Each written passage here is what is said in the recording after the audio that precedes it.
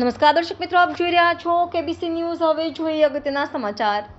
સંતરામપુર ડેપોના સમાચાર। ગોધરા વિભાગના સંતરામપુર ડેપોના driver Maksudbhai Gatli, driver badge number 770 તેમજ ડ્રાઈવર 708 સોમાભાઈ પટેલ તેમજ ટ્રાફિક કંટ્રોલર રઘુવીરસિંહ ભાટી તેમજ દક્ષાબેન પંચાલ વયમર્યાદાના કારણે તારીખ 30/6/2024ના રોજ નિવૃત્ત થતા હોવાથી 30/6/2024ના રવિવારના રોજ 11 કલાકે સંતરામપુર ડેપો ખાતે વિદાય સમારંભ રાખવામાં આવેલો હતો, જેમાં જુનિયર આસિસ્ટન્ટ ડીડી ડામોર તેમજ એટીઆઈ વિનુભાઈ પટેલ તેમજ ત્રણેય યુનિયનના પ્રતિનિધિ હાજર રહેલ।